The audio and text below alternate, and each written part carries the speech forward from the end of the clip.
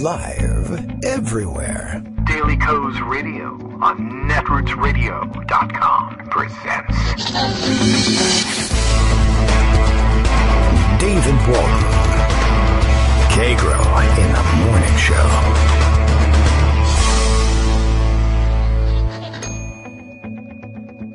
Now, here's David Waldman.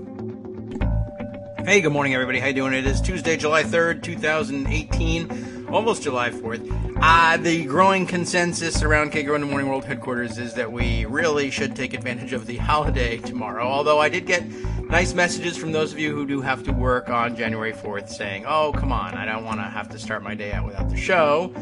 And it's not that we don't believe you can be patriotic without taking the day off. Of course, those of you who are working are the ones who are keeping America running. We salute you. We had to reverse the decision of the White House in order to salute you, as it turns out. We can pick up on that story later on. But, this is just one of those days, as we said, as I've said, we're getting ready for the big trip. And there won't be a lot of appreciation around the house for my not working on packing.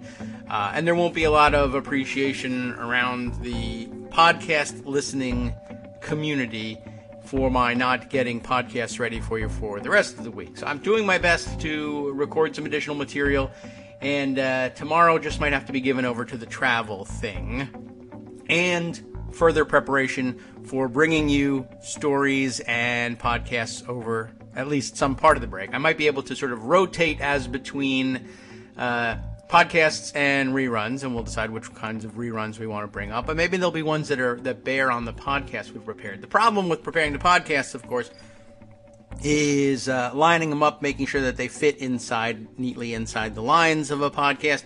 And I've recorded a bunch of stories, and now trying to hammer them together such that they equal about the same length as one of the podcasts, but don't have too much space in it, and don't have to cut off any of the stories. As much of a challenge as actually getting up and doing one of the shows live anyway. So we save very little, except that I would never be able to manage it from the road.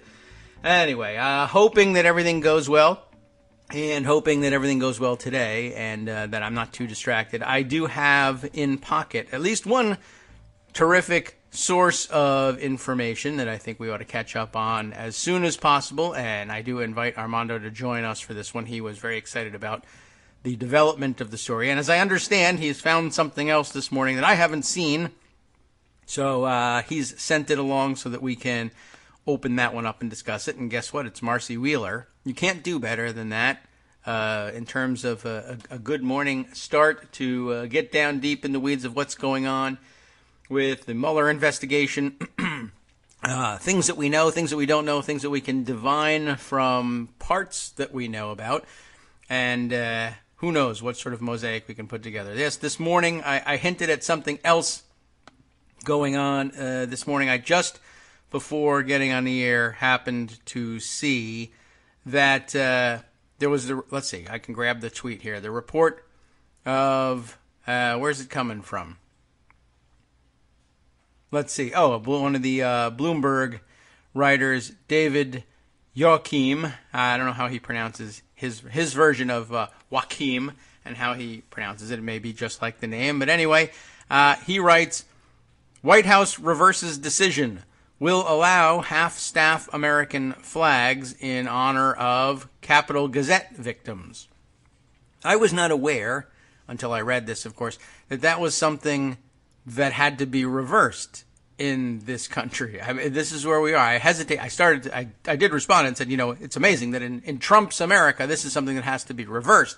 There's a mass shooting in Annapolis, Maryland. It's not far away. It wasn't like it took the news months by stagecoach to get to us.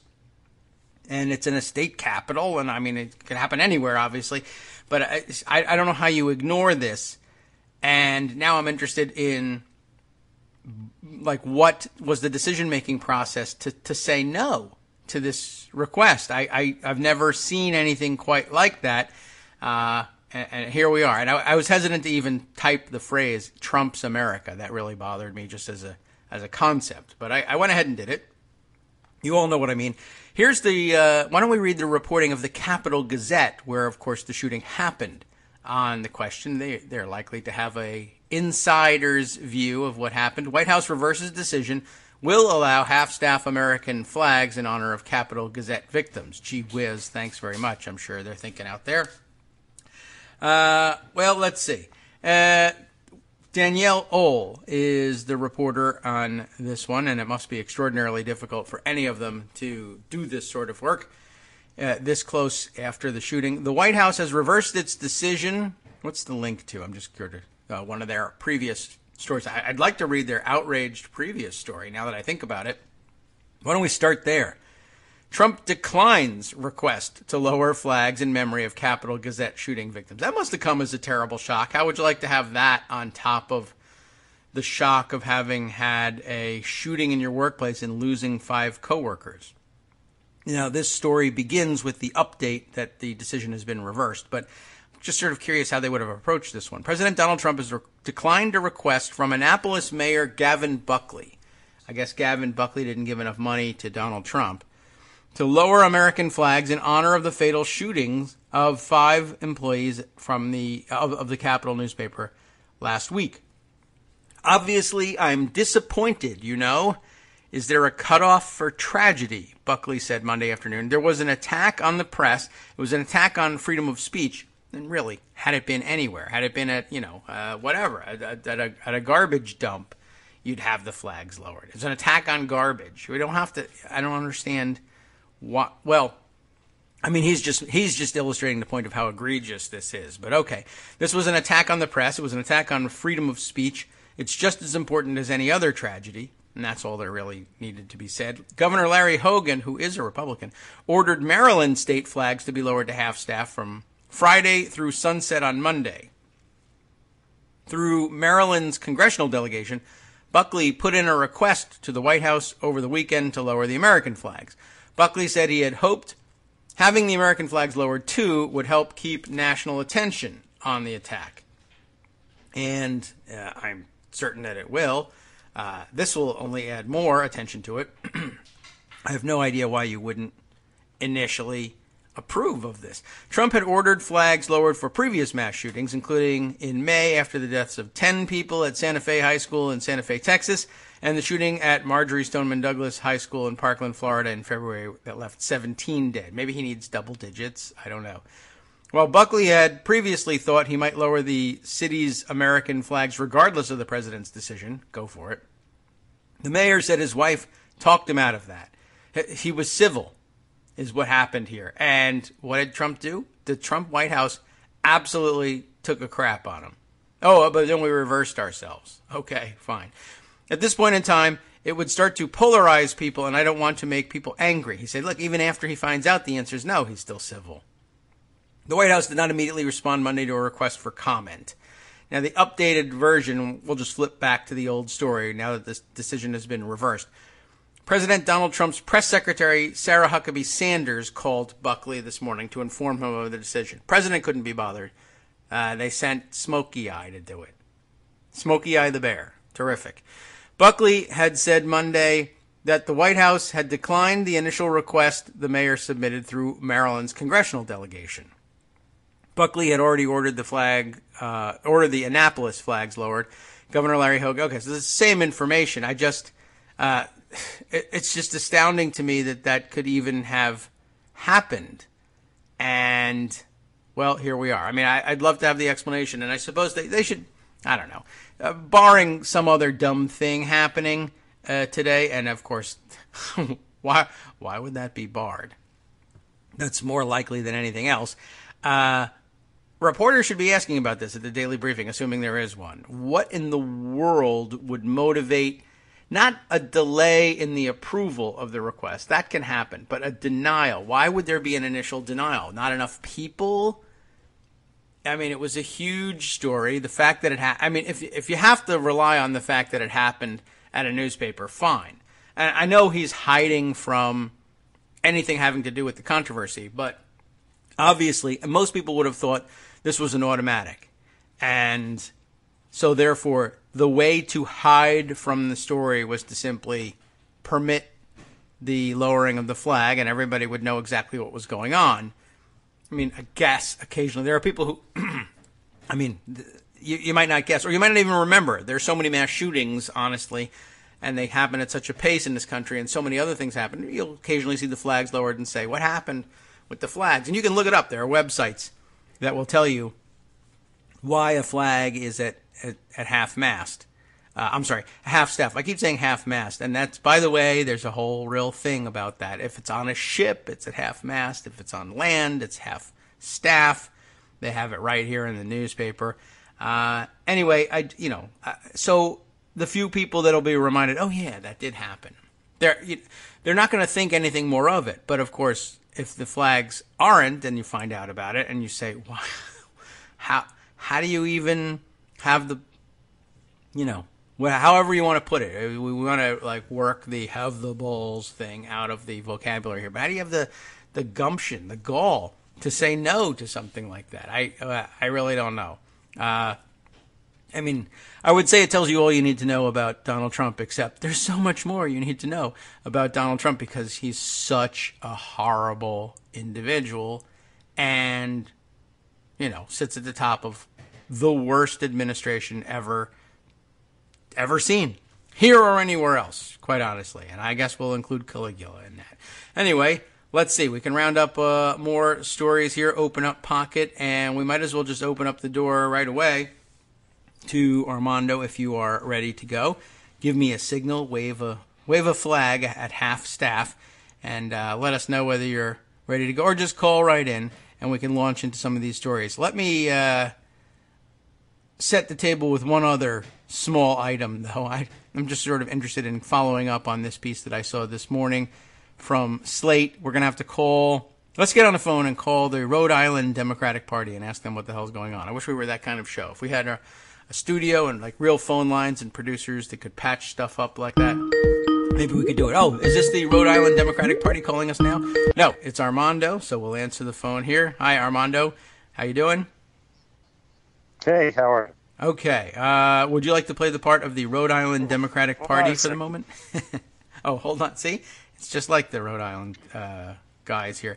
I'll give you the briefing. While you're getting yourself situated, I'll give you the... No, I thought I was getting an echo. I'm sorry. I thought okay. Maybe I still had the show on, but now I don't hear it, so I guess it's okay. Well, I'll just repeat everything you say, and you'll be wondering what's going on. I'll hear the echo again. Okay. Oh, all right. Well, check around, or you want to call again if you think that'll somehow clear things up. I will tell this story from Slate, and while I'm telling it, you can check on the echo, and if it's still there, you can try calling again.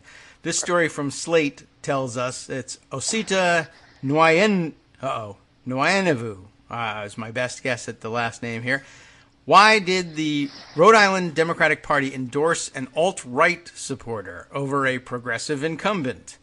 This will ruffle feathers if it's what happened, and we don't really know. It's unclear. And the Rhode Island Democratic Party, I should say, I don't know that much about it except that every time the Rhode Island Democratic Party makes my radar, it's because there's some serious dysfunction in it, and Rhode Island's legislature is overwhelmingly Democratic and really always is.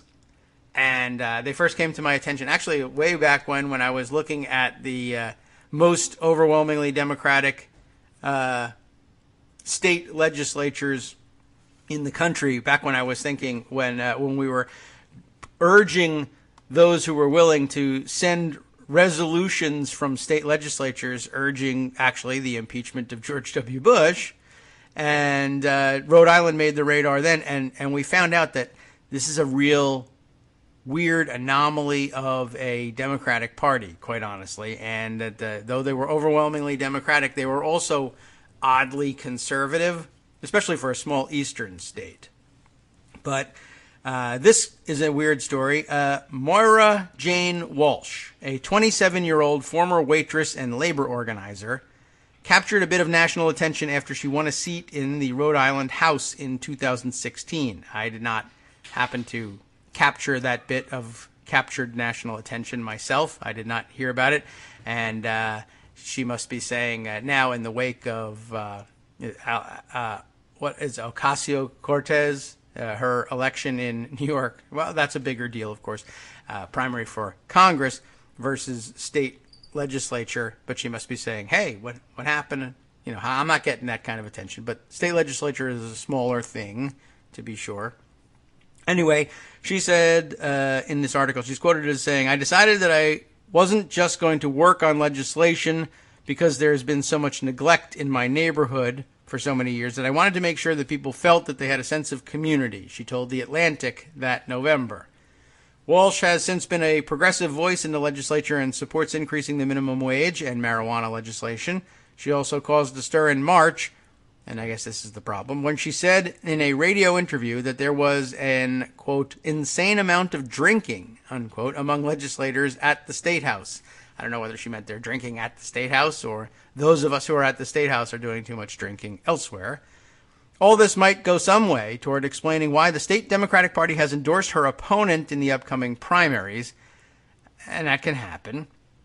But it turns out this is a man who appears to have once been a vocal supporter of Donald Trump and alt-right figures. And this is not beyond the pale, I don't think, for these guys. I think that they probably gave some serious, semi-serious thought to just trolling the whole system by saying, how about if one of us alt-right weirdos erases our Twitter history and social media history, says we're a Democrat, and opposes this upstart, I'm sure they think of her as, within the Democratic caucus there, pretending that we're, moderate Democrats. But it's actually sort of a fiendishly brilliant plan.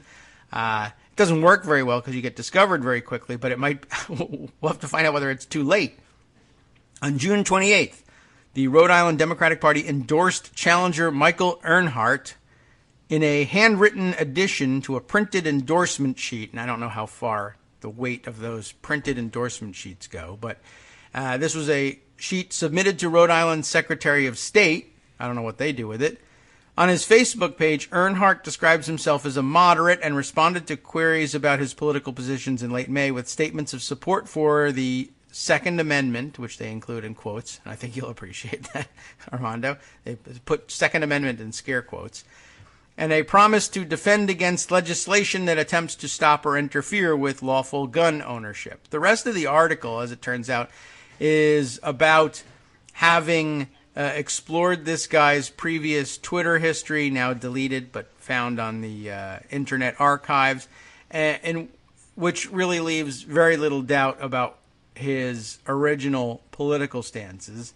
But things being what they are, they're having difficulty saying with absolute certainty that this is the same person. All of this stuff traces back to somebody with the same name who lives in the same neighborhood and who looks a lot like this person, but, they haven't taken the guy's fingerprints. But his old Twitter feed is, I guess that's what they're standing on these days. But his old Twitter feed includes, retweets of crazy Roseanne Barr, Donald Trump Jr., Pizzagate conspiracy theorists, alt-right journalist Laura Loomer, who occasionally makes the news. Let me ask you this question. Yeah. What is their argument for why they're endorsing it? I am not certain that. Well, let's see if they even. I don't know if they make one. I think right now it's sort of like they've declined to answer any questions. We're endorsing him, but we will not talk about him. Yeah, okay. It's a great endorsement. So clearly, I don't know. I mean, I'm not sure whether it's really a decision of the Rhode Island Democratic Party bosses. And if it is, I am not certain whether it was a decision like, well, we really need to do this. Let's consider the alternatives and say, no, strategically it just makes sense, or whether it was, oh, she's got a challenger, we should endorse that guy. And they never took a look. So there's no comment. Earnhardt and the Rhode Island Democratic Party did not respond to requests for comment. One last little bit of it here. Incredible. Yeah, Walsh told Slate that the state party's endorsement is punishment for her opposition to the position of Rhode Island's House Speaker, Nicholas Mattiello, a pro-life Democrat who had an A+ rating from the NRA in 2016. That's going to tell you a little bit about the overwhelmingly Democratic legislature in Rhode Island. A+ rating from the NRA. Too. Yeah. So this is all very expected, she says, with the way our political machine is run in Rhode Island. It only took 2 years to piss off the speaker this thoroughly. I'm pretty impressed with myself. No comment from the powers that be, and the primary is September 12th. So heads up, Rhode Islanders, and she's in the, as I see this endorsement sheet correctly, she's in the 3rd district I guess in the House. Yes, State Representative District 3. They endorsed Michael Earnhardt. It turns out he's a alt-right troll, and no word on whether they're willing to admit, well, we just were angry at the incumbent and endorsed whoever was out there, and we had no idea he was a right-wing troll, or are they just going to say, well, I, as speaker, I should let you know I am a right-wing troll, and I know. I actually endorsed this guy. So I don't know, but Rhode Island is a very, very strange place. It's and very corrupt. Finding out it really, traditionally, it really has been. It's been a very, it's a small enclave that, was susceptible to the Boston mob, I guess. And, for years they've had a lot of issues. And it's weird how thoroughly the state's Democratic Party is way past conservative Democrat, right up to the line of right-wing troll, but they are solidly in control of that state and always have been. And I don't know what to make of that, except that it needs cleaning out. But then I guess I'd prefer if the state's Republican, run it with Republicans. I don't object to that. I wish it was run by progressive Democrats, but let everybody know which party you're from. I don't like this idea of running it as a right place and saying the choice life issue in Rhode Island has always been a little dicey. It's very Italian, very Catholic, even non-Italian Catholic. You may recall a fellow named Jim Langevin, who I think still holds a seat in the House, and has been anti-choice his entire career. Yeah. And I remember back in the he wanted to run for senator or something, and the either NARAL or Planned Parenthood, I can't remember which. There was a primary. This was when Sheldon Whitehouse decided to run. He was running against Langevin. And rather than waiting for the primary results, this is Planned Parenthood endorsed Chafee. And we had a big to-do about it at Daily Kos because they were wrong. Yeah. Because Sheldon Whitehouse was running in the Democratic primary against Jim Langevin. Don't make a general election endorsement until you know who his opponent is. I guess that would be unwise. Anyway, I don't know why I remembered that, but these things come to mind. That's the nature of the show. It's good background, and it's very weird. Jim Langevin, I don't recall the abortion position. You're probably entirely correct, although I guess they have a mixed record, he says, according to Wikipedia. But I've seen him speak on a number of other issues, and he's very solid progressive Democrat. otherwise. Yeah, it's just a choice issue. I mean, this was not uncommon back in the day. You may be shocked to know that Dennis Kucinich was anti-choice back in the day. That is true. That doesn't shock me because I knew it, but others, but I'm sure the day I found out, I was shocked. Again, it goes to the Catholic thing. Yeah. And Al Gore was anti-choice. Yeah. Or decided he wanted to be president, in which case he switched. And George H.W. Bush was pro-choice until he decided he wanted to be Republican president, and all of a sudden he became pro-life. Both sides. These guys don't believe in as much as you think they do. No, that's clearly true. And anyway, it's an odd place, and to the extent that, and you have to imagine it's not very great, given the situation. The extent that grassroots Rhode Islanders have anything to say about it, I guess you know what to do on September 12th. You should at least vote for the Democrat. And if you're progressive, you don't have to worry about this. You know exactly what to do. Amanda Littman I'll be curious to see what her involvement is in that race, if at all. I mean, Yeah. there's clearly a role for her to play for an incumbent for a change. Right. They do focus on flipping seats, but this one might be one they might want to take a look at. Right. Someone may want to ping her who has a connection to. I know our crew, the Coast Elections, is very close to her, so maybe we should shoot them an email about that. But I'm sure they know about it already. They're probably working the gears that they work. Well, here is got a comment here from Rick Ocasio. Any relation? I don't know. Mars Farmer 75 is his handle. So in case you want to check this out, let's see. Someone from the Rhode Island Dem Party said on RIPR, which I'm guessing is Rhode Island Public Radio, this morning that they endorsed the weirdo troll because Moira had failed to, quote, form a leadership committee.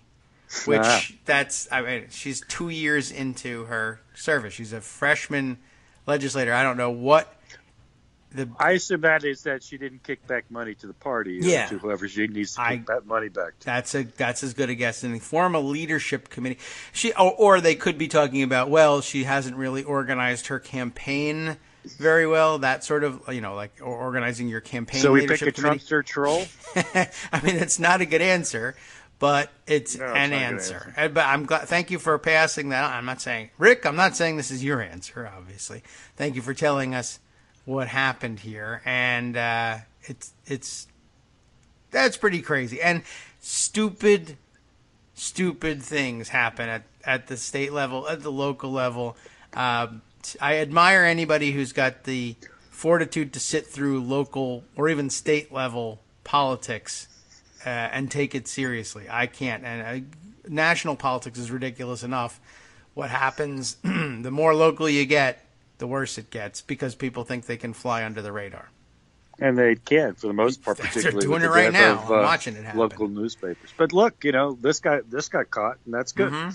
So, that and I guess the same thing sort of happened in the Capital Gazette thing. I don't know whether Trump thought no one would notice because it's happening elsewhere or something, but all these shootings happened elsewhere.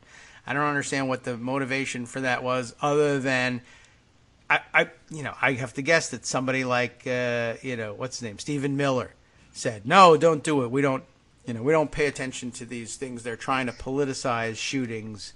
Don't lower the flag."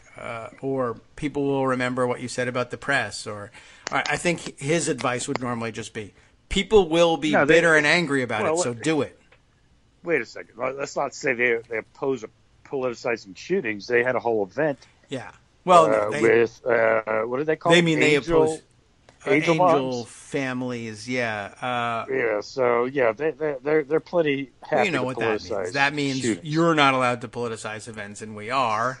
But yeah, my guess is like Miller's advice wouldn't be, well, don't politicize it because we don't want it in the news. Somebody else might come up with that. Miller's advice was more likely to be, own the libs.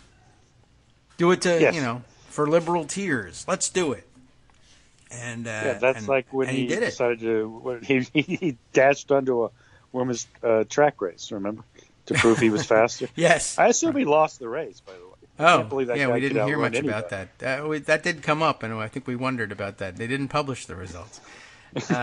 Well, he wouldn't be an official competitor, so there was no result listed. That's what it is. So he's the Stephen Miller is the reverse Rosie Ruiz here. Let's go way back. New York Ruiz. Marathon history. Okay. Well, we have this other article that I knew you were interested in discussing, and I don't know whether you want to...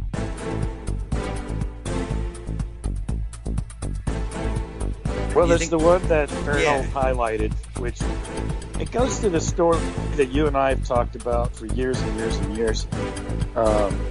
And Farrell did a bit of a thread on it, highlighting what's important. And I should find that. Then there's this news story that came out last week. I just saw it. You probably saw it. The winding money trail from Kazakhstan to Trump Soho. Did you ever see that one? I have not yet seen it. I just saw somebody talking about it, and I meant to grab it and got distracted here. But, Yeah, no. And Trump Soho, of course, is Felix Sater. Yeah. who So was convicted of stock Kazakhstan. fraud in the late 90s and Oh, yeah. any number of problems. Anyway, the story, then there's this other story that I'm surprised is getting more attention, and it really speaks ill of Getty Images, Oh, where yes. the Trumps got money for use of their images. Yes. Getty? Both of them, I had heard originally. I was just reading about Melania's thing, where she had a deal with Getty is a stock photo outlet, and they send photographers, take pictures of people, and then sell the photos to news outlets that either outsourced all their stuff or fired all their photographers or whatever. But the deal is, normally you're doing a story on Melania Trump. You don't have a photo. You go to Getty. You buy a Melania photo that shows whatever you want, put it in there, credit it to them, caption it, etc. And now apparently a very unusual deal, it was said. Melania Trump, and I guess maybe Donald too, sort of has a deal with Getty where they don't own the photography. Getty retains ownership of that, but the deal is, I guess they get a cut of, and that support I imagine happens with a lot of celebrities and models and people who have representation and can demand. I've always thought Getty was a public source imaging. Oh, that, no.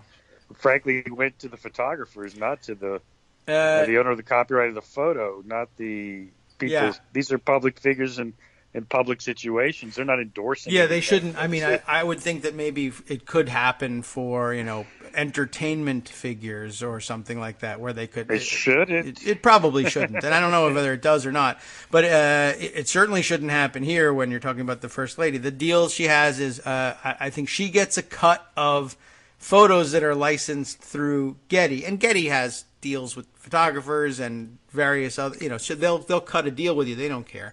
I mean, they'd rather have all the money. I always thought of Getty Image. Can I say I've always thought of Getty Images as something akin to ASCAP, which controls music rights. Oh, yeah.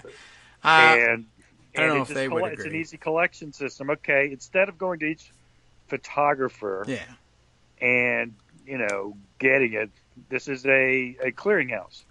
Okay, we have all these pictures. Think of it Which that one way. do you want? Okay, that costs X. And, okay, boom, you got it, and I take care of the photography. You don't have to worry about trying to find the guy's email. For the licensee,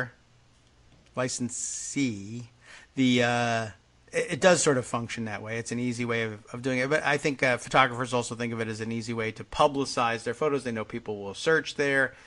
And I'm not certain whether they have deals with very many other people, but certainly it's not something that has ever happened before for a public figure in public office. And apparently the deal is, A, she gets royalties whenever the photos are licensed, and B, she has some sort of rejection authority such that the photos can only be licensed if a positive story is being written, which is definitely unusual. And certainly Getty ordinarily would never care why anybody's using the image. They just are interested in generating the money from the image. So I grabbed the New York or the NBC News story on it here. News media paid Melania Trump thousands for use of photos in, quote, positive stories only. The First Lady earned six figures from an agreement with Getty Images that paid royalties to the Trumps and mandated photos be used in positive coverage. And if you've seen some of the photos they have at Getty Images, in particular the ones you've seen in the past. Oh, we may be in trouble on this. Of Donald, Melania, and Barron hanging out in the awful cake decorated apartment in Trump Tower. Yeah, with the lion. And those are Getty Images, and those have absolutely not been used in positive stories only. No doubt about it. Although perhaps going forward, you are no longer able to do that. But yeah, I mean, it's amazing. I've never seen a positive. those pictures are so horrible. How could anybody imagine they'd be used in a positive story? I really don't know. I am my story. Now, I'm positive it's a story. How about that? Yeah. Is that okay? I am positive that Positivity. these people are horrible. So, yeah, this is very weird. Now, this, I guess, the news comes through Donald Trump's most recent financial disclosure, which, I can't even believe that he would say such a thing. Because why not just lie and say I don't have that deal and keep the money? He lies about everything else. Right. It is surprising. Someone I don't know what has happened here. look, she's earning money. Right. She's a very shrewd businesswoman. I guess so. Oh, you know what I just noticed here? I'm not very shrewd. I was distracted at the beginning of the show from a number of texts I was getting, and I did not put on my alarms for the breaks. And so we just talked straight through the 9:27 break. So many people may have missed on the live show what we were talking about. But so we've been talking about it long enough that everyone has picked up the gist of it here, and we'll just shake our heads and... Yeah, I noticed that we Move on. just blew by it. I thought maybe you had called it off today. No, but I'm probably going to call it off for the rest of the break, but not for the rest of the show today. We'll take the other two, but just being discombobulated, I got a wave of texts from some of whom are people who should know better than to text me at 8:58. But anyway, it happened. But yeah, President Trump's financial disclosure says that in 2017, the First Lady earned at least $100,000 from this arrangement from Getty Images for the use of any of a series of 187 photos of the First Family shot between 2010 and 2016 by Belgian photographer Regine Mahaux. I don't know how you would say Mahaux, and that's an unfortunate Mahaux. I don't know. Okay. That's awful. No idea how that would be pronounced. It's not unheard of, it says, for celebrities to earn royalties from photos of themselves. That's true, but not this way. But it's very unusual for the wife of a currently serving elected official. I would say never happened. More problematic for many news organizations that have published or broadcast the images, however, is that Getty's licensing agreement stipulates the pictures can be used in positive stories only.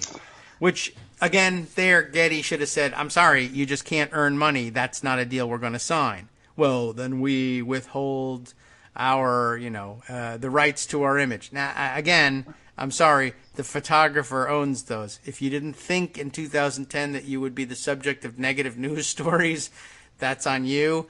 If you didn't know you were going to be president of the United States and First Lady, can't blame you, but we just don't do that.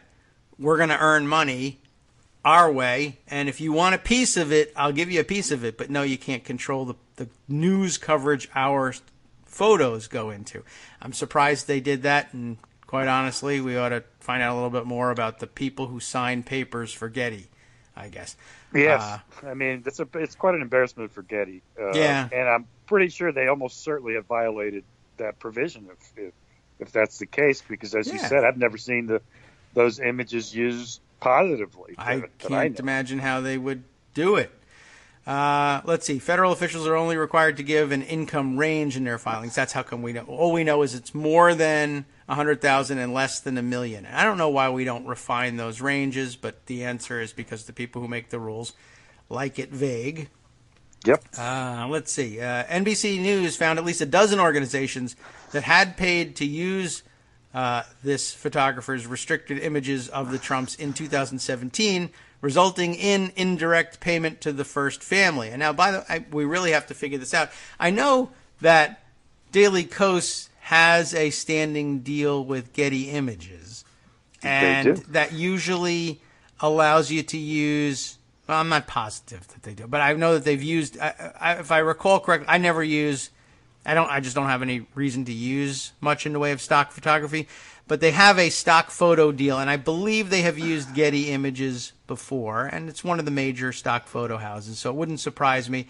And you get a standard deal. You're a news organization or a publishing organization, for X dollars, based on your circulation, or if you don't know what your circulation is, for X dollars you can use any one of our photos for a year, stuff like that.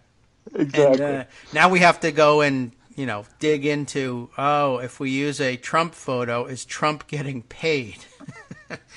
That's outrageous. Well, he gets a cut of it, and the way it would work from Getty's perspective, my belief is they make global deals, yeah, but they still pay per use to the owners of the copyrighted material. But that's pretty standard. Yeah, but I don't know about the there. If the photographer is the owner of the material, I mean, I guess the photographer could have a side deal with paying the subject. That wouldn't be completely out of the question. They can do whatever they want. It's their money.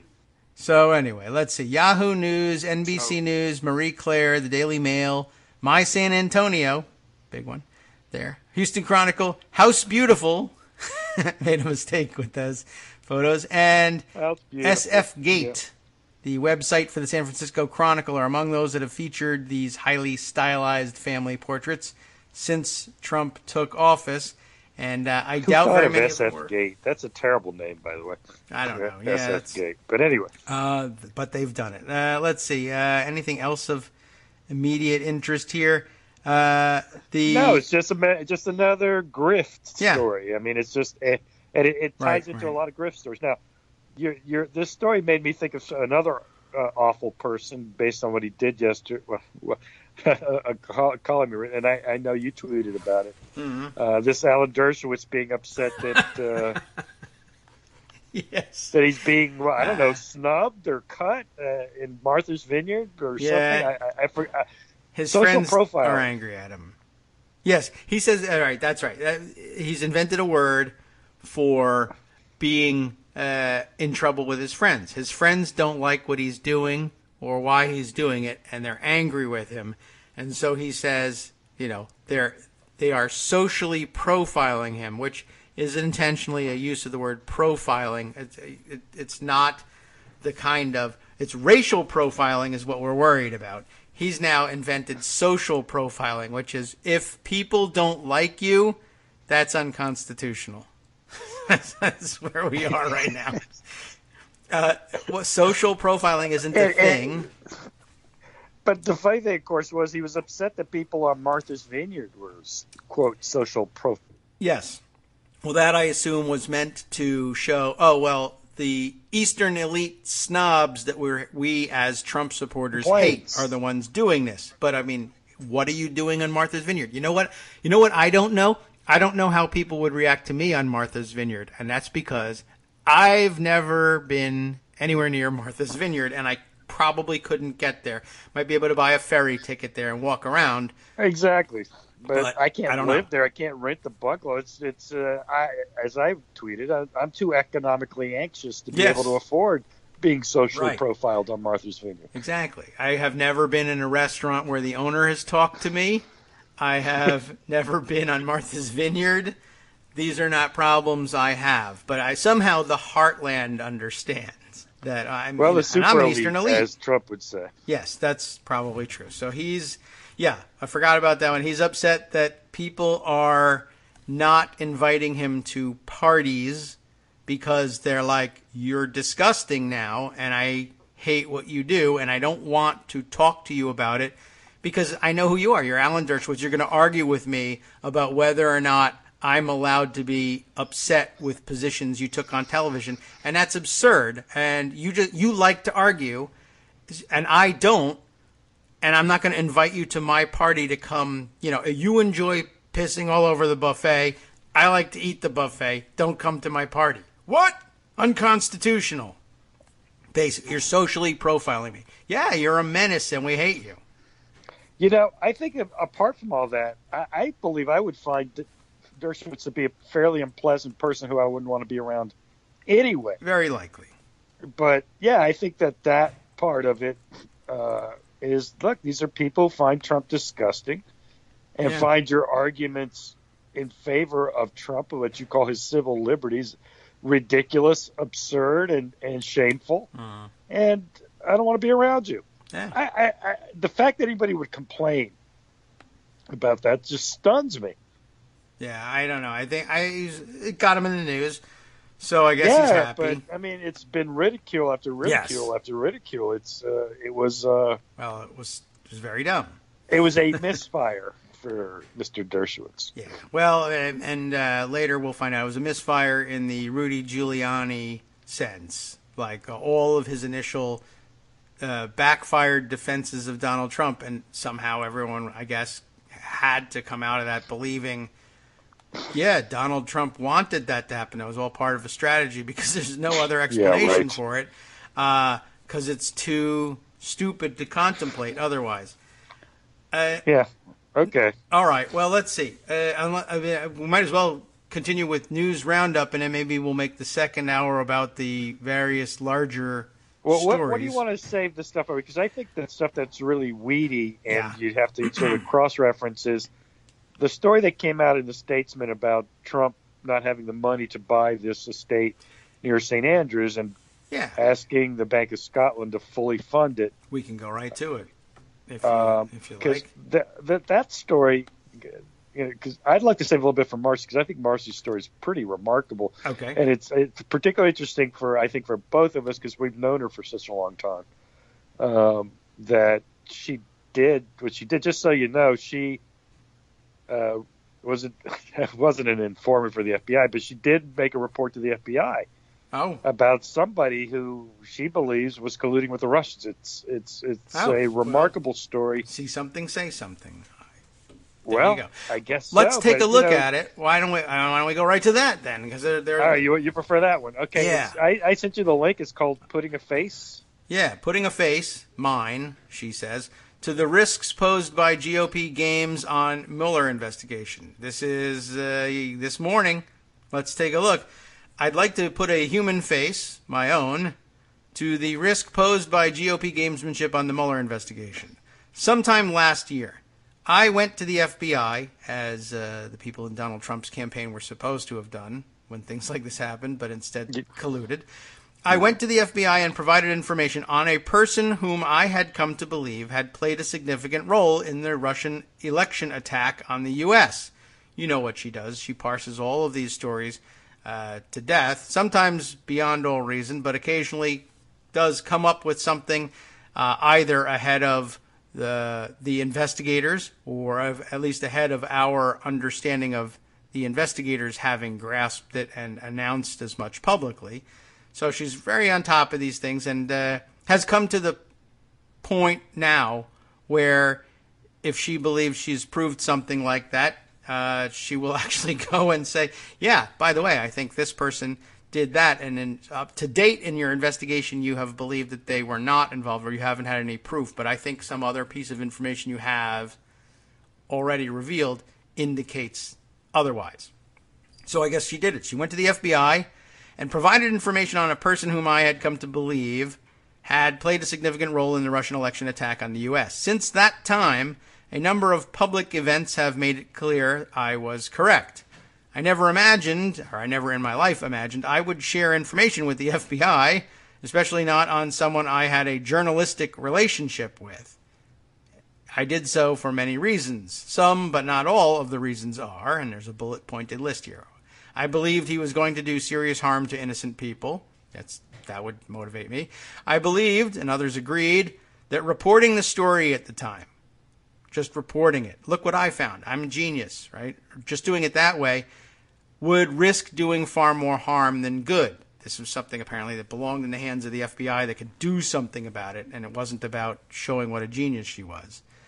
I had concrete evidence he was lying to me and others, including but not limited to other journalists. I had reason to believe he was testing ways to tamper with my website. That's worrisome. I believed that if the FBI otherwise came to understand what kind of information I had, their likely investigative steps would pose a risk to the privacy of my readers. That's also a problem. Okay. To protect the investigation, I will not disclose this person's true identity, or the identity and or role I believe he played in the attack, nor will I disclose when I went to the FBI. Now, I would guess, I haven't been reading Marcy's writing as regularly as I should, but I know that there's a dedicated core of fans, and I bet they all know exactly who it is just from reading her closely. I continue here. I did so on my own without subpoena. I did that in an effort to protect people who have spoken to me in confidence and other journalists. Largely because this effort involved a number of last-minute trips to other cities, I spent around $6,000 of my own money traveling to meet with lawyers and for the meeting with the FBI. I always planned to disclose this when this person's role was publicly revealed, but I'm doing so now for two reasons. First, I think the public deserves to see the text he sent me at 3:15 p.m. on November 9th, 2016. And it is here, and it begins, "Off the record. You likely don't want to hear this any more than I did. I have it on very good intel.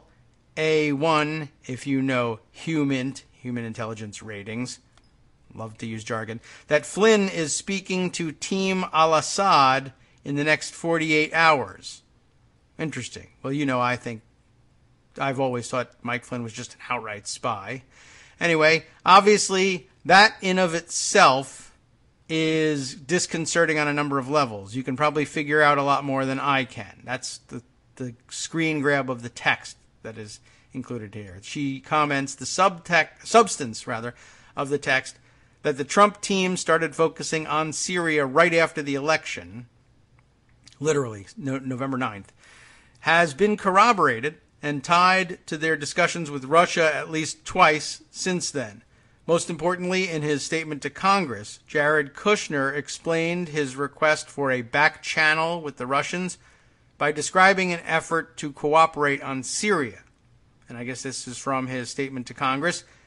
Kushner says the ambassador, Sergei Kislyak, expressed similar sentiments about relations and then said he especially wanted to address U.S. policy in Syria and that he wanted to convey information from what he called his, quote, generals.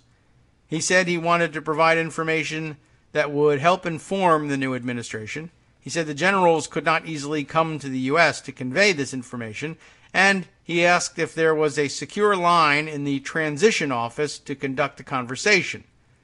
General Flynn, he's still referring to him that way, or I, wasn't sure which, I guess, explained that there were no such lines. I believed developing a thoughtful approach on Syria was a very high priority given the ongoing humanitarian crisis, and I asked if they had an existing communications channel at his embassy that we could use where they would be comfortable transmitting the information they wanted to relay to General Flynn. Less credibly, Marcy writes, in the days after Mike Flynn pled guilty... Wait, can I stop you yeah, right there? Sure, okay. All right.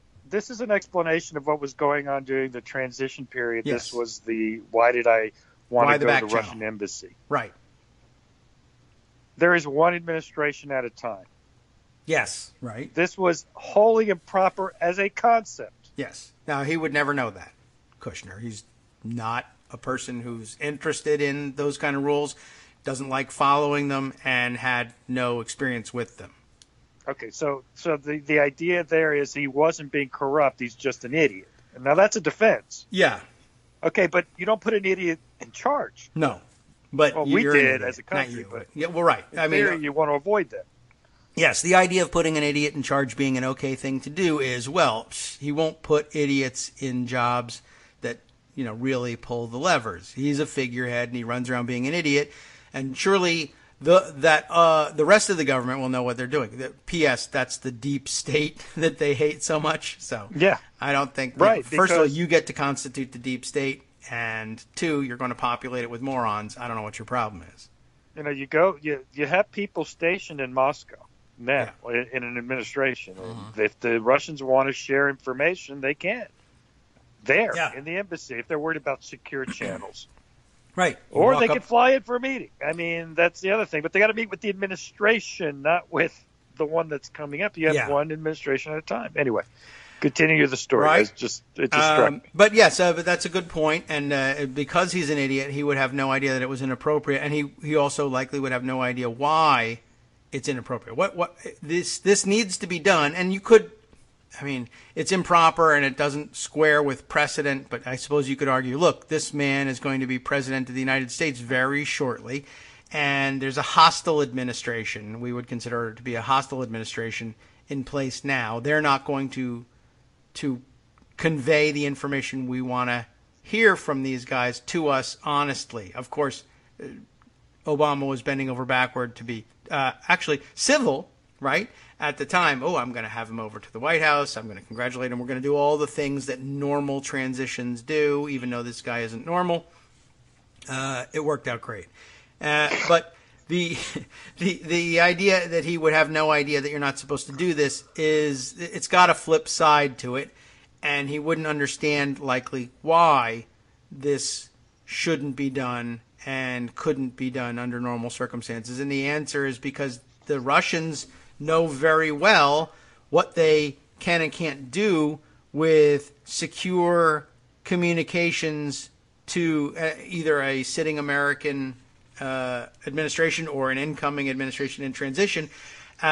Normally, there are safeguards in place in other layers of the government so that the president and his top aides aren't going to be easy to hoodwink into doing something because, you treat them nicely and give them chocolates when they visit, but they try this anyway to see if they can sneak past. Whereas these new guys, it was like, we might actually have a chance to just talk these guys into thinking that they came up with these fantastic ideas, which just happen to be Russian foreign policy priorities. If we pose it to them correctly, and we do so in confidence so that there are no intelligence community minders around to say, no. I know you're new here. You don't understand yet. This is what Russians and everybody, every country does, is you try and sweet talk the other team into doing what you want and making them think it's their idea. You need to keep that in mind. However, if you do it in secret and nobody's there to tell you that, it might work better. So that's why Americans would advise you not to do it, and why Russians would encourage you to, hey, give it a try. Why not disrupt the system? Don't you guys like that over there? Yeah, it's 9:57. Just yes, my alarm for the 1 minute break will go off at in 30 seconds at 9:58. So, but thank you for reminding me. I did set them this time. I was mindful. Yeah, well, right. See, you were my deep state minder there. This is not a good idea. Well, what we ought to do, we might as well we'll talk through up to the break here. We'll just remind everybody where we left off was after quoting Jared Kushner's statement to the investigative committees. Marcy continues and says it's less credibly than Kushner's story, I guess. In the days after Mike Flynn pled guilty, an inflammatory Brian Ross report was corrected to reveal that, quote, shortly after the election, unquote, Trump asked Flynn personally to work with Russia on Syria. Ross, she says, left ABC yesterday. I don't think I knew that to be the case, but Ross left ABC yesterday, but as far as I understand, the corrected story stands. That's a little bit of a weird twist, and I'm not sure even exactly what it means beyond the fact that Brian Ross has found himself a new job. But Empty Wheel fans probably I know what she means. Okay. We'll save Hang on to it for almost exactly 1 minute, and then share it with the listening audience. Back on our correct break timing, and we'll be right back. Thanks. What she means is it's less credible that Donald Trump actually had a specific thought on a fairly complicated foreign policy issue. I see. Okay. That Kislyak had a thought, and he reached out to Kushner, makes a lot of sense. That Trump had a thought about the foreign policy issue and asked Flynn to take care of it seems less credible. Right. Less credible. I think true. Okay, I'll accept that. It's better if it was Trump's idea than if it was Putin's idea, being the thought of the spin. All right. Well, we'll be back in about 25 seconds. You can share that again. Okay, well, you can say it. I mean, it's not. Well, see, now you're trying to make it my idea. idea. It's not a fair. That's the thing with Marcy. She thinks everyone knows what she's talking about. Right. She needs to sometimes articulate more what she means.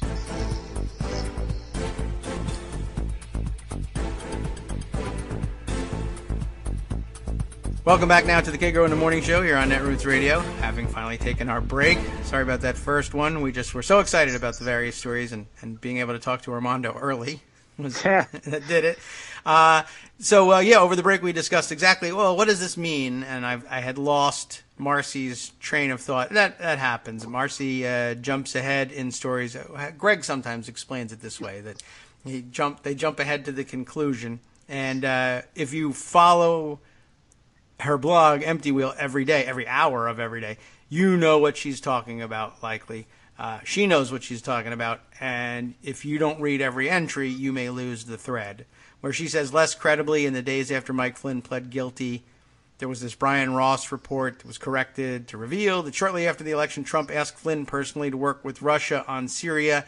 Armando's interpretation of it, and I'll agree, is that it's the thing that's less credible is that Trump had an idea and said, I know, Mike Flynn, you should work with Russia to figure out what to do on Syria. It's sort of I think you're right, a veiled way of saying there's no way Trump had a strategic thought about, I know what I'll do. I'll send my national security advisor to work with the Russians on Syria. What more likely happened, I guess, certainly in my view, is Putin said, I want you to send me your guy, and we'll work out how to deal with Syria. Oh, yeah, that is a good idea. Well, congratulations, it's your idea, Mr. President. As president now, the new transition is now everything that happens is your doing. You're a strategic genius. Oh, right. The idea was to sanitize Flynn's contacts with Russia. Mm-hmm. Okay, so now it's a permissible contact of some kind. It isn't. It's still not permissible during the transition, but it's less Russia pulling the strings. And, of course, Trump supporters, what's the difference, transition or not? Everybody knows he's going to be president. Basically, he's president starting November 9th, and what's the big deal? Your national security advisor talks to the Russians. He's supposed to. Yeah, not like he does. And, of course, even before he became national security advisor, the guy was in trouble for all sorts of violations of counterintelligence protocols because he's a spy, and he's a free agent who does whatever he wants and pays no attention to any of the rules that are meant to. He was a Russian asset, I think, is your theory, and I think it's a good theory. He was at least a free agent in the sense that he bore no particular allegiance to America in his post of service, anyway. I'm sure he likes the 4th of July and hot dogs and baseball and everything. The theory of Flynn, of course, is that when he was busted out of the service for being crazy, he got crazier. Yeah. It was just... It made him angry and vindictive, and America kicked me out of its army. Well, fine. Then screw America. I'll just make money with this. But I think he was trying to make money earlier, too. As head of the Defense Intelligence Agency. So one of the few discrete parts of our government where we say your work computer cannot be connected to the internet in any way. We don't want that. Because even if you're careful and have McAfee or whatever on your, it's not like that. Everybody wants, Kaspersky. Yeah, everybody, right? Kaspersky, perfect. Everybody wants into your computer. Everybody in the world wants into your computer. The one that has all the secret stuff on it stays unconnected. And yes, if you want to move things, we have to go through hoops. But fine, we'll take care of it. We have people for that. Just don't connect anything in your office to the internet. People, regular people, you and me, walking around in the street these days, it's now like widespread habit. People cover up the camera on their laptop. You never know what crazy weirdos are opening your camera without turning on the light and letting you know, all that kind of stuff. Well, if that can happen on your laptop, and there's no reason for it to happen on your laptop, but it could, then certainly anything in the office of the director of the Defense Intelligence Agency that can be turned on and peeped through is going to be turned on and peeped through, and that's why you don't have it. Likewise, the offices, the chambers and clerks' offices in the Supreme Court, also not connected to the internet. Nobody wants draft opinions stolen over the internet. Well, I don't. Normal people don't. Donald Trump does. He likes to see them before they come out. So those sorts of things, these are one of those places where you're not allowed, out of an abundance of caution, to have an internet connection. And Mike Flynn, while he was director of the Defense Intelligence, he said, "To hell with that. I want it." Now, why would you want it? I can't wait to watch porn. I like to play Minesweeper and share my results with my friends. I can't wait for Candy Crush Saga. I am an intelligence asset of a foreign power and need to be able to secret information out to them, or want them to be able to secret it out themselves, or some other similar. I just want to be on Facebook. I need to see my nephew's pictures of him, eating spaghetti when he's 2 years old. Lots of great explanations to have that. It's just not allowed. And he was like, I'm doing it anyway. How he happened to make that happen, I have no idea. I imagine, like Mission Impossible, they called the fire department and Verizon at the same time. And while everybody thought there was a fire and was evacuating the big CIA building, or the Pentagon, his wing of the Pentagon, he snuck in the cable guy and put in internet. I don't know. But apparently that's what he did, and it's such a huge affront to tradecraft and the law that, he was drummed out of the service as a spy, because he is one. He did this thing, which indicates that you're a spy, period. There's no other good explanation for it. Anyway, back to our story here. We then, I guess, look at the ABC News report that was in question, and Empty Wheel quotes it thus: "Retired Lieutenant General Michael Flynn has promised, quote, full cooperation in the special counsel's Russia investigation, and according to a confidant, is prepared to testify that Donald Trump directed him to make contact with the Russians, initially as a way to work together to fight ISIS in Syria." The source said Trump phoned Flynn shortly after the election to explicitly ask him to serve as point person on Russia, and to reach out personally to Russian officials to develop strategies to jointly combat ISIS. That's the story they wanted, actually. The text sent me, Marcy then adds, the text sent to me the matches, original one, yes, in this story, yeah, matches both those reports. Indeed, it makes clear that shortly after the election means just over 14 hours after the polls closed. But the text doesn't come from anyone like Kushner or Flynn inside the Trump team. It comes from someone who I believe had already done real damage to the United States as part of the Russian attack.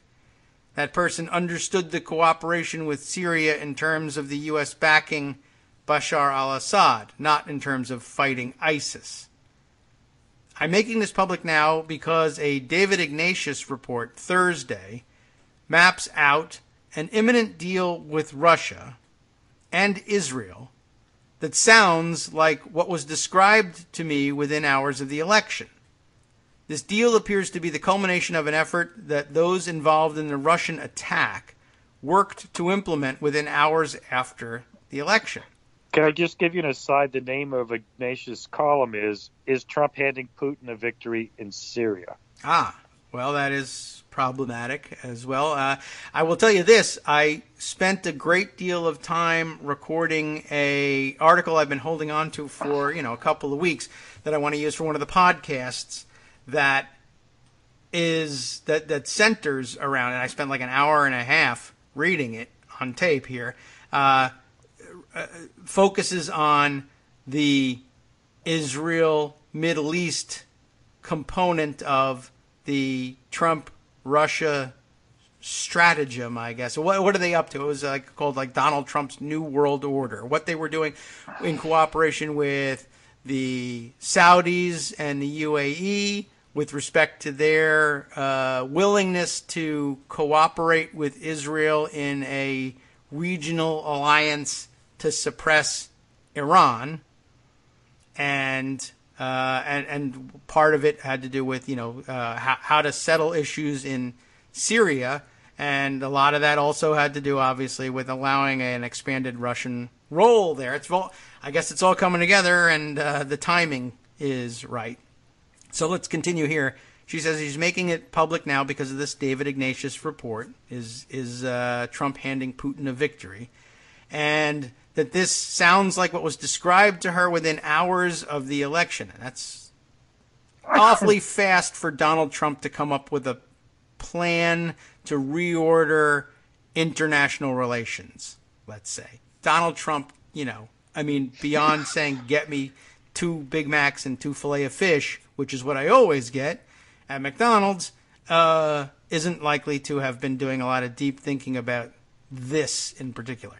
The other reason she says I'm disclosing this now is to put a human face to the danger in which the House Republicans are putting other people who, like me, provided information about the Russian attack on the U.S. to the government. Several times. Of course, times, she's referencing the outing of that professor by Devin Nunes. Okay. Who was human asset of the United States intelligence community. That Devin Nunes, in his drive to defend Trump, chose to burn. Okay. So I guess she believes she could be next in all this. Several times. Well, she's also trying to say, look, it could be people like you and me. Don't think these are just crazy people who are crazy, haters of Russia. And she banks on those of us, and hopefully she thinks enough people know where she came from. But if you don't know Marcy has been one of the most icy, skeptical people you will ever find in an intelligent way, particularly with regards to surveillance issues and the need for them and whether the trade-offs make sense and, of course, whether they're right or wrong. So this is not some icy stooge. So watch me. I'm not an icy stooge. I could be the kind of person that Devin Nunes wants to burn, is her point. Yeah. Well, okay, that's a good clarification. Thank you. I will. Sorry, yeah, not it's to true. step on your thing, but I wanted to. Yeah, I'm just sort of like, oh yes, we want to add that, and that's important context. Well, I'll continue here. Several times since I first considered sharing information with the FBI, and that, again, that puts a finer point on that statement, what you just said. Again, it's not something she would ordinarily consider doing. Sharing information with the FBI. Since then, I've asked my attorney to contact the FBI to tell them of what I perceive to be a real threat that arose from sharing that information. One of those times, I let law enforcement officers enter my house without a warrant. This is good background you gave us. Without me being present. My risk isn't going to go away. Indeed, going public like this will surely exacerbate it. That's to be expected given the players involved. But I'm a public figure. I guess you could say that now. If something happens to me, if someone releases stolen information about me or knocks me off tomorrow, let's cross our fingers on that one, everyone will now know why and who likely did it. I won't. I'll have to ask who did it. That affords me a small bit of protection. There are undoubtedly numerous other witnesses who have taken similar risks to share information with the government who aren't public figures. The Republicans' ceaseless efforts to find out more details about people who've shared information with the government puts those people in serious jeopardy. I'm speaking out because they can't and shouldn't have to. All those fabulous libertarians digging into the files of people who've tried to help the investigation, eh? It infuriates me to observe and cover a months-long charade by the House GOP to demand more and more details about those who have shared information with the government, at least some of whom were only trying to prevent real damage to innocent people, all in an attempt to discredit the Mueller investigation. As someone who has worked to rein in dragnets for over a decade, I'm all the more disgusted to see so many lifelong cheerleaders of surveillance pretend to care now. And that's the position Nunes and others are in. They, would rubber stamp any request from a Republican administration to increase government surveillance powers, and all the while playing to their Rand Paul faux libertarian base, saying they were against it, at least in with respect to their monitoring you or anyone you might think could be playing the roles that you're playing, but in the meanwhile using those same powers against their political enemies. Which was, by the way, at the very heart of anybody's, and particularly Marcy's and my own and yours, I'm sure, objection to the expansion of surveillance powers, that it was very likely, if not just eventually going to be used against political enemies, was originally intended for use against political enemies, and we just had a baloney excuse about terrorism that would work, so we used it. I only came to be convinced slowly about Russia's role in the attack. I was a little slow, too. And I have been skeptical of the Steele dossier from the day it was published. Not me. I liked it. That said, I obviously do not like Donald Trump, though I'm no Hillary fan either, but my decision to share information with the FBI had nothing to do with my dislike for Donald Trump. It had to do with the serious damage that someone else I believed to be involved in the Russian attack, someone I had been friendly with, was doing to innocent people. Almost all of those people totally uninvolved in American politics. This investigation is not primarily an investigation into Donald Trump. It's an investigation into people who attacked the United States. It's time Republicans started acting like that matters. Well, too bad about that. And then at the bottom in some italics here, it says, on Thursday night, I reached out to the special counsel's office to inquire whether I could post this without damaging the investigation. Yesterday morning, they asked for a written copy of the entire post, which I declined to provide. I did, however, give the specific language from the passages I felt might pose the biggest concern. Last night at 10:15, I was informed they had no issues with the language here, though they take no position, quote, take no position on my posting it. And I don't know why they would. So that's troubling, to say the least. And maybe I won't come back from my vacation abroad. This is all collapsing faster than I thought. And Iceland's a nice place. Although now I should change my plans. I'm going to Hungary instead.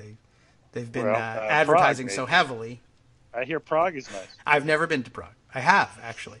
Let me see the outside of your passport to right. check. That passport is long expired. But I could show it to you. It's still around here somewhere. Yeah. Can I give just one quick overview on this? It is remarkable that Marcy would publish that. Yes. And that she took the action she took. Again, I brought it to your attention because you and I have known Marcy 13 years now, at least. I guess so, yeah. It's been a long time, longer, and Marcy say, right? is, to call her a civil libertarian is to call the Pope Catholic. She is a warrior on fighting against government surveillance techniques, which she believes are both ineffective, chilling, and illegal. Yeah. That she would choose to do this tells you, in my mind, that she is convinced that the person she's talking about, in fact, was a Russian agent, and that a Russian agent or someone who was an asset of the Russians, was working that closely with Marcy, or she had that much involvement with him, is shocking to me. In that, where all did these tentacles go? I'm sure they were trying to convince her of any number of things. And Marcy's not credulous. She's sometimes wrong, in my view, but she's not dumb, nor is she naive. I don't think she had any view that the Russians were good actors, but she was someone who found it hard to believe that the Russians would do what they did. I think, and would take us some convincing. So that if they thought she was fertile ground, i.e., to talk a lot about how awful the DNC was, or how bad the Americans are, or to just debunk the idea the Russians were involved. Yeah, shows a level of sophistication and knowledge of our little world, the little internet world, that is pretty deep. Mm-hmm. This was not just some blunderbuss people just throwing stuff out there. There was somebody who knew what they were doing. Yeah. Well, I mean, I am always the Russia thing initially. I mean, if you recall our first round of discussions of it on the show, I kept coming back to the idea that this just feels like such a dumb, antiquated view of Russia that and it feels, quite frankly, like the sorts of freakouts the right traditionally had about Russia, and usually proved, we think, to be wrong or at least overblown.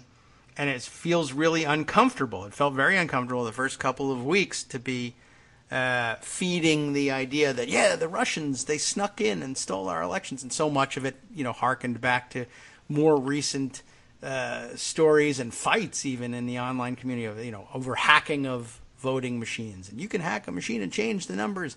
No, you can't. Or the numbers are tabulated over here. No, look, I can do it here. And I never really did know exactly. I didn't know enough about the technology to know, okay, is this really a credible concern or not? And of course, overlying all of that is, do you really want to even open up the possibility that this could be happening routinely, whether the Russians are involved or not? I don't know what to make of it, but there was a huge, there's years worth of experience of controversy online over whether or not hacking the vote can mean literally just saying, well, 50 people voted for candidate A, but we're going to turn that into 25 so that they lose.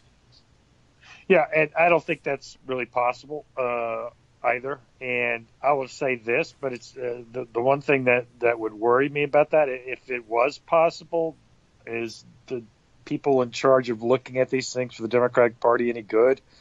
Yeah, and that part of it. So I don't think it's possible, but if it is, the reason why it shouldn't be possible is you have observers, you have people there who should be able to check and stop it. But I think the Russia story is it was frankly different, and it's what's interesting about why it worked. Yeah, well, was the state of the country that would permit that kind of thing. It was a perfect storm of things. The idea of this economic anxiety, read racism, bigotry, Trump running the campaign he did and being the person he is, coupled with, look, Bernie Sanders is not a Russian agent. He wanted to be a left voice. He didn't think he wasn't running to win. He didn't when he started.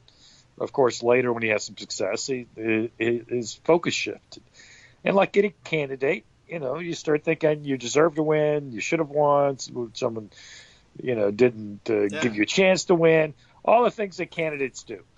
But it was just the perfect storm, and the Russians had hacked the various bits of information, both Podesta, the DNC, and then, of course, the email story was a part of it all, and you mixed it all together. It was a perfect blend of what happened. And in that sense, the Russians' main thing they did wasn't so much reaching out and convincing Marcy or not convincing Marcy of this or that. It was having those emails, because they were able to launder them through WikiLeaks and have them treated as real stories by the mainstream press for months.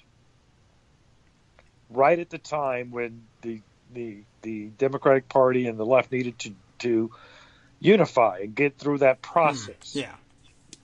People don't remember how contentious the Democratic Convention was. All these Bernie delegates sitting in the convention, acting a fool.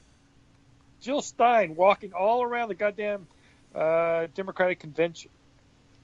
And of course, it was a question of the slimmest margins ever. The 80,000 votes in one state, 60,000 in another, 15,000 in another. Yeah. It was a perfect storm. And the Russians wanted perhaps to just create chaos, but listen, when they had the chance, I'm sure they'd said, let's go for it. 3 days before, they finally figured they had a chance. Might as well just press the button. Yeah. And, of course, James Comey played right into the Russians' hands. As it happens, yes. So it wasn't that the Russians masterminded everything or changed votes.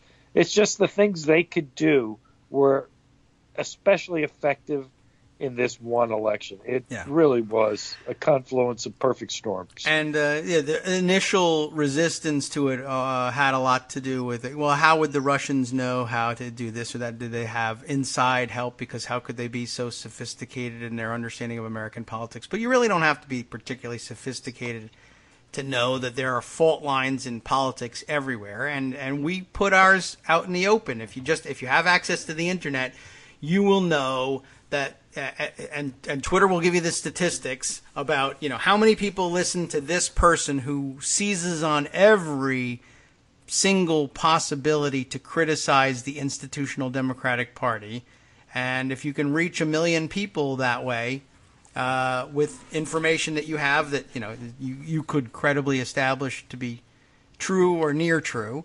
Why wouldn't you seed the conversation that way? And lo and behold, people who are in the habit of criticizing the institutional Democratic Party, sometimes with very good reason, were convinced to do more of the same with material that they couldn't believe had fallen onto their laps. And except it fell into their laps because people who watch the internet know who's going to be interested in this. And it doesn't have to be, and there are lots of people, lots of outlets for lots of different information. You know that you can take certain kinds of information to the folks at Black Lives Matter, and you can also take certain kinds of information to the alt-right, and you can take other kinds of information to dissident, anti-Israeli expansionist American Jewish community. And it becomes pretty plain who's going to gripe loudly about various pieces of information. And I don't think it takes any particular sophistication, but maybe I'm mistaken by having steeped myself in it for so long. But I think most people can figure this out. I think that's largely correct, but I do think that this Marcy thing and that some aspects there shows there was actually a fairly high level of sophistication. Yes, but yeah, I certainly I could have guessed that others would identify Marcy as a good potential target. How to fool Marcy, I don't know. Yeah, that would work. That was unsophisticated because you can't really fool her. She could be wrong, but you're not going to fool her into being wrong. Yeah. We're close to another break, and we should probably do that Trump story. Yes. But let me feature you on something that Trump just tweeted a few minutes ago. Okay. Now that Harley-Davidson is moving part of its operation out of the U.S., my administration is working with other motor, capital M, cycle, capital C, 2 words, companies who want to move into the U.S. Harley customers are not happy with their move. No. Sales are down 7% in 2017. Of course, the U.S. is where the action is. Yes. This guy is such a buffoon. But if sales were down 7% in 2017, they didn't like Harley before you decided you didn't like them either. Well, that's true, too. But don't tell him that. He doesn't understand. That's garbage from top to bottom. And, I guess if there's anything, I don't know that much about the internal thoughts of Harley riders. But I know this. I'm pretty sure that you can't just start importing Vespa scooters and have them say, yeah, because America. They like their Harleys for a real reason. And they also don't like Hondas or Ducatis or whatever else you might want to bring, Kawasaki's. Every Harley that you would be able to buy in the United States will be built in the United States. This is about the tariffs. Anyway, we'll talk later. In our break now, but yeah. So, okay. He's tweeting dumb stuff. And it's time to move over to the, I guess. There's so many other things. But we can move over to the story of the golf course in Scotland. Let me see if I can make sure I have it's the one that I'm looking at is from the Statesman. Or you could just read the Statesman or the Scotsman? Let me see if I can just DM it to you via tweet. Okay. Come on, you. So which thread were you thinking of? From Fahrenheit? Oh, okay. Yeah, send me that one too, if you can find it. I'll see if we can dig it up. I've got it. You should try to dig it up. I can talk a little more about Trump while you try to find that one if you want. Okay. On the break. Let's see. I gotta kill some. I'll give you the Statesman story here. Let me send you that. Okay. Where's the messages? I sent you a nice compliment we got.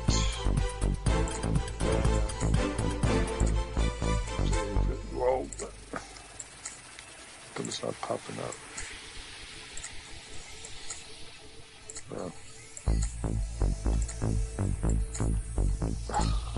That's great. Kagro X.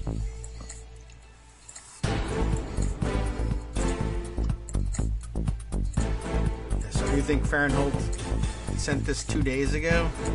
I'm not going to be able to do that easily, but okay. I sent you the Statesman article that he did his thread on. I just DM'd it to you on Twitter. Got it. All right. Coming back in.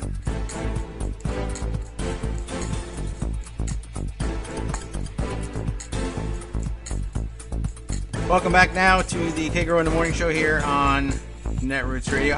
Okay, yes, I've got, we're scrambling like mad, and there's some music playing somewhere.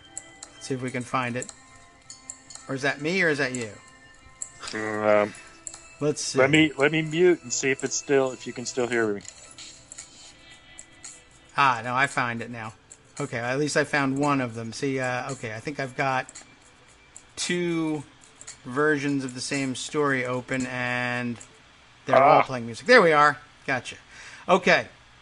So I think we've got the same article here. It's the Scotsman rather than the Statesman. And then we have not yet located David Farenthold's tweet storm on it, but I have another. Why don't I take a minute while you go through that story? I will find the thread, because Farenthold's point is this was the same time that they were saying about how they loved cash at the time. Yes, and I have a similar thread here that came to my attention. Okay, let's keep scrolling down until I can find where I started on this one. As I mentioned yesterday, I believe it was our friend Kurt who sent this one to us, an Audible video on Twitter over the weekend. And then you very shortly after said, hey, have you seen this thing? Right. You got to take a look. And it's the topic of my morning post this morning, just the Daily Coast Radio is live at 9 a.m. thing. I began wondering about it. Here's the basics of it. They'll give you the headline of the story in the Scotsman, that of course being the Scottish newspaper, and it is about Donald Trump's failed attempts to buy a landmark St. Andrews hotel. What's this all about? When he began his foray into foreign golf resorts, one of the first things he really wanted to do is, let me buy the most famous golf course or property in and around the most famous golf course in the world, the old course at St. Andrews, where golf is, storied to have been invented. And he figured he'd just buy the damn thing, because one thing that people in the British Isles are really into is selling off their heritage. And I guess at some level they really do that. But something like this was unlikely to fall into his hands, and certainly unlikely to fall into the hands of someone who was so obviously a jackass and a moron as Donald Trump. But he made an attempt at it anyway. And what was interesting about it, I guess we can sort of long story short it, Kurt sent me not only the story itself, which would take some time to go through, but also links to the tweet storm of Martin McLaughlin, who is the author of the story and has been following this story for a long time, and he comes to a very interesting conclusion in all this. Well, he begins his tweet storm with this, his exclusive story here. Donald Trump was refused £38 million from the Bank of Scotland as he tried to buy a flagship Scottish property and create his first overseas hotel. Trump allegedly asked the bank to foreclose on its owners, the people who actually owned the building at the time, and deal directly with him. He wanted to buy it at fire sale prices, I guess. And then this is his investigation, and it sends you to how the home of golf escaped the clutches of Donald Trump. He also includes a link to his another of his stories with, he says, the key disclosures surrounding how Donald Trump repeatedly tried and failed to establish a landmark hotel at the world-famous Old Course in St. Andrews, Scotland. You'll also find a video report, he says, of me at St. Andrews at the top of both stories, and I guess that's the noise going on in the background. So here's a thread fleshing out my story, in case we don't get the chance to read through the whole thing, on how Trump tried and failed to buy Hamilton Hall at the world-famous Old Course in St. Andrews. If you've ever watched a British Open on TV, you would likely have seen it. It's not the gray building, which is the clubhouse at St. Andrews, right on the 18th green, but right nearby, a red, sandstone building, also sort of Victorian looking. And he wanted to buy this and turn it into, he said, the Trump St. Andrews Hotel. It would have been his inaugural international hotel venture. And he explains it thus. First up, real Donald Trump, using his Twitter tag, made not just one offer for Hamilton Hall, but 4. None were accepted. Trump even invited the Bank of Scotland executives to Trump Tower in New York. No deal. Unable to sweet-talk them into it. But the bankers got signed photos of Trump, naturally, so everybody gets a souvenir. Secondly, the Bank of Scotland rejected Trump's request for a £23 million mortgage and a £15 million loan on a £23 million purchase. It felt Trump's proposed deal, which involved him putting in no cash, was too risky. And I mean, if you think about it, for normal people, you would say, of course it's too risky. How much is the building? £23 million. How much you want to put on the mortgage? All of it. £23 million. Really? So like nothing down at all on the building? No. And as a matter of fact, I'd like 15 million more pounds to renovate it, because I think it needs renovation in order to be commercially viable. Okay, so you want to buy a building for 23 million pounds, and you want us to give you, 38 million pounds to do it? Yes, please. Well, we're not gonna. That's the beginning of the story. Third, the Bank of Scotland executive who negotiated directly with Trump alleges both Trump himself and the Trump Organization's George Sorial, who I have not run into before, asked the Bank of Scotland to foreclose on Hamilton Hall's owners. And that, of course, would put them in a position of having to sell it for even less. And I guess they weren't ready to do that for whatever reason of their own volition, so Trump thought he'd pressure them and change the game. Fourth, the collapsed deal's been a secret known only to Trump himself, Eric and Ivanka and Don Jr., and a few lawyers. But court depositions and exhibits filed in Rhode Island, we're back in Rhode Island again, lay bare Trump's determination to buy the landmark property. Interesting. Point 5, the story raises questions about Trump's finances. And here's where it got interesting to me. In November of 2008, when all this is going on, he told the Scotsman, the newspaper where he's working, that the Trump Organization was in a, quote, very, very strong cash position. His executive VP said it had £1 billion in cash. But 3 weeks previously, Trump was trying to get a mortgage and loan for £38 million. I've got $1 billion in cash, but please give me a loan and charge me interest for a little more than just 1/3 of my cash position only. Why does he need a loan at all if he's got £1 billion in the bank? Sixth and final observation for now, the Trump Organization did not answer a series of questions I asked it about the deal. It didn't respond at all. Here's a letter signed personally from Trump sent to the Bank of Scotland detailing his first £23 million offer for Hamilton Hall in St. Andrews, while asking for a £23 million mortgage and a £15 million loan. So how did Trump become interested in St. Andrews, and how did the deal unfold? Or rather, how did it collapse? Some key points below. Expect bonus gratuitous wrestling videos. Don't worry, it'll all become clear.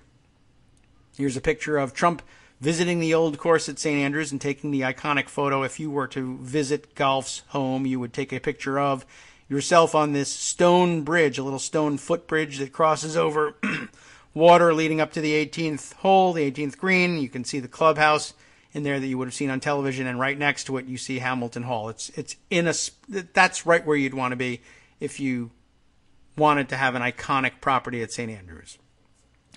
So here he is visiting the old course in April of 2006.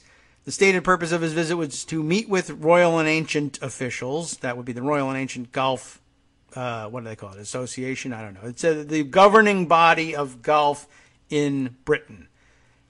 Like the USGA over there. Hamilton Hall, the imposing red sandstone building, is pictured behind him in this photograph.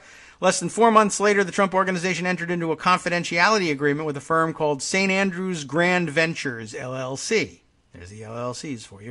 It was run by the Wassermans, U.S. real estate developers, and the owners of Hamilton Hall, the people he wanted foreclosed on. A source told me Trump and David Wasserman knew one another socially.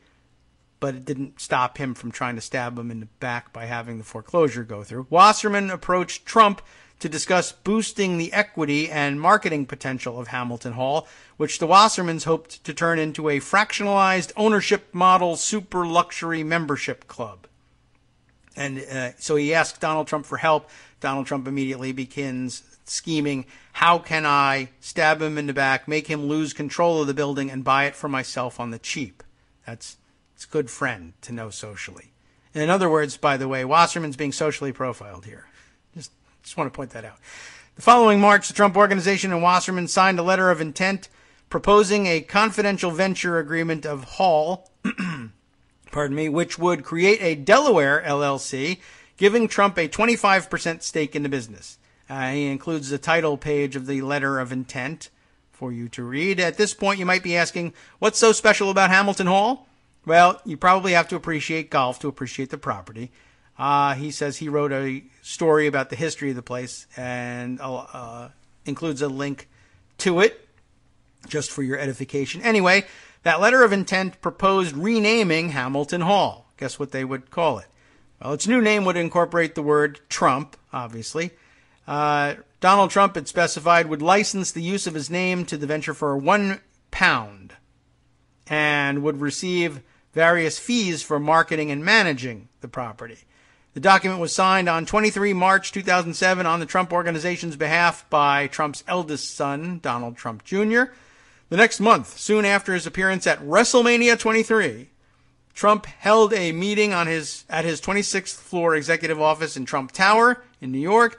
The Trump Organization was also represented by Ivanka and Eric. Don Jr. was on speakerphone. The Trumps met with David and Bernie Wasserman and Charles Whiten and Donald Kerr, executives from Bank of Scotland. The purpose of the meeting, Wasserman says, was to hold an open discussion about whether there was potential for a transaction surrounding Hamilton Hall. The meeting, according to one attendee, ran on for nearly 3 hours, with the visiting party meeting first with Donald Trump, then with Ivanka, and Don Jr. and Eric, to whom he eventually delegated responsibility for the deal. Now, according to David Wasserman, the Bank of Scotland's Whiten, an area manager, and Kerr, its head of corporate and commercial division, asked Trump for a memento of their visit. They flew back to Scotland with autographed photos of Trump posing at WrestleMania 23. Of course, WrestleMania, the WWE, the McMahons, and Linda McMahon is the small business administrator, small business administration head in his cabinet. So, interesting story all by itself there. Some light relief, McLaughlin continues. Here's Trump in action at that WrestleMania event, punching and, yes, shaving the head of his friend Vince McMahon. Sure, it's no Rock versus Stone Cold, but it's curiously beguiling. Here are the two men with associates pictured more recently. There's Vince McMahon and family in the White House in the Oval Office with Trump gathered around his desk and him vacantly giving the thumbs up and squinting around the area where the camera is actually positioned. He has no idea. Anyway, back to the paper trail. In May of 2008, Trump incorporated a new Edinburgh-based firm at Companies House, that's their Twitter handle anyway, called Trump Hotel St. Andrews Limited. Its directors were, because he's international and whatnot and has a broad circle of friends, the directors are Trump, Don Jr., Eric, Ivanka, and Alan Weisselberg. George Sorial was secretary. All people in the Trump Organization, obviously.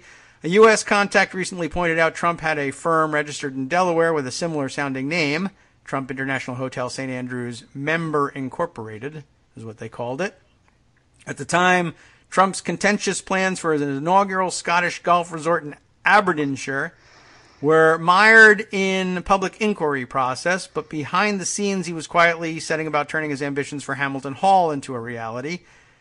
On October 15th, 2008, Trump wrote the Bank of Scotland proposing to pay £23 million for Hamilton Hall and immediately commence construction on what will be known as the Trump St. Andrews Hotel.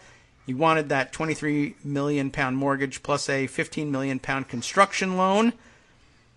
And he gives you the letter again and says, did you see the second to last paragraph? Interesting, right?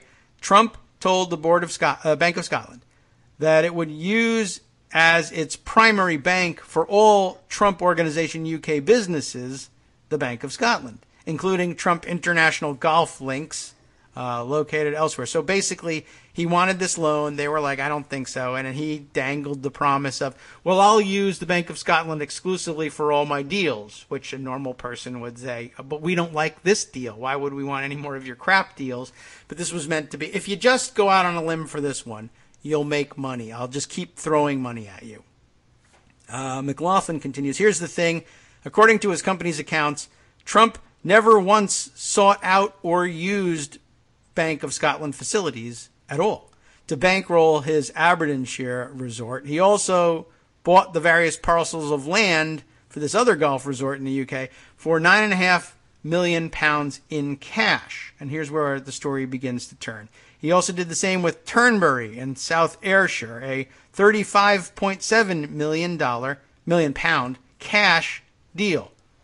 And Companies House accounts for his UK entities show he's provided his Scottish resorts with £153 million in interest-free loans, which is about as near a thing as just straight cash as you could possibly do. So the whole bank thing is weird, right? But there's more. Buckle up, he says it gets weirder. On 3 November, less than 3 weeks after asking the Bank of Scotland for £38 million, Trump gave an interview to the Scotsman. He used to speak with the Scotsman a lot, but not so much recently, granted. He claimed that the Trump Organization could withstand the ill wills of the global recession. He says the world has changed financially and the banks are all in such trouble. But the good news is that we are doing very well as a company and we are in a very, very strong cash position.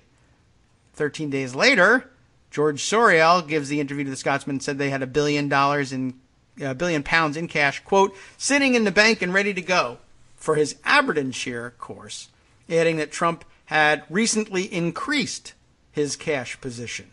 Soriel added, the money is there, ready to be wired at any time, not discussing where it is, what a weird thing to say, whether it's in a Scottish bank or what, but it is earmarked for this project. If we needed to put the development up tomorrow, we have the cash to do that. This raises an important question. If Trump had £1 billion in cash in the autumn of 2008, why was he scrambling to the Bank of Scotland to ask for a mortgage and a loan worth £38 million? I have a bigger question. Okay. One last question that gets posed here. At the time, he and Deutsche Bank were in a standoff. But any other tips? He's asking. He's actually, like, at this point, puzzled. So you've got a theory on it. What are you thinking about? Or a question about it? I have a slightly different question. Okay. But that you do raise this Deutsche Bank point, which leads you back to one Justin Kennedy, which apparently we're not supposed to talk about. So that's for when you come back from Iceland. But his casinos, he was losing them. Yes. Because he couldn't pay what he owed on them. Yes, apparently not. So what's going on there? Those he controlled a lot more loosely. He didn't really have as much personal control of those things, and they failed and fell apart largely because he could have made the payments.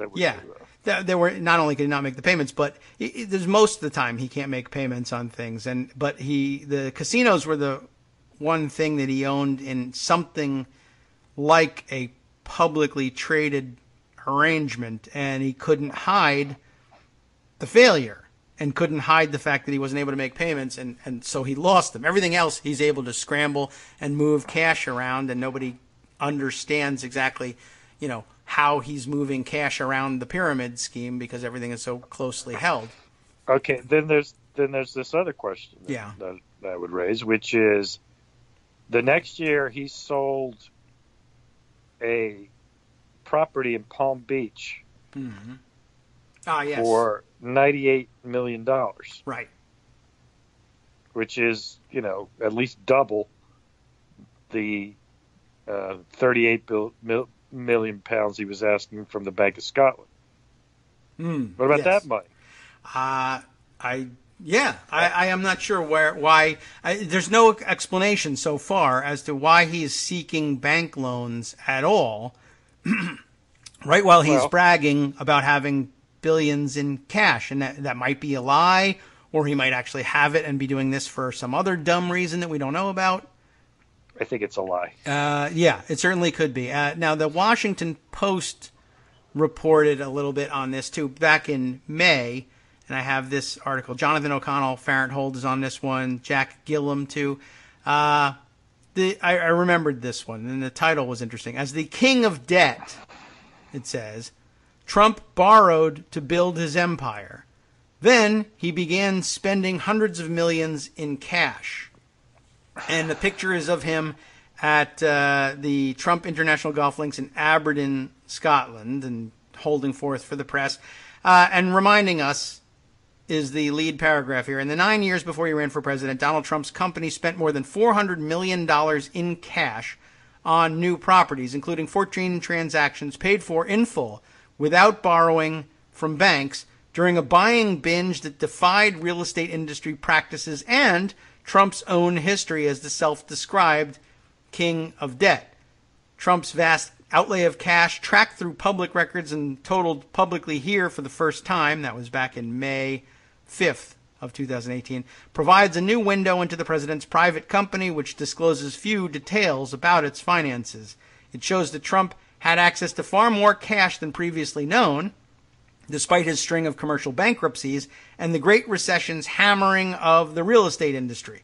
Why did the king of debt, as he called himself in interviews, turn away from that strategy? And remember, he thought that was the key to his success, that he gambled with other people's money.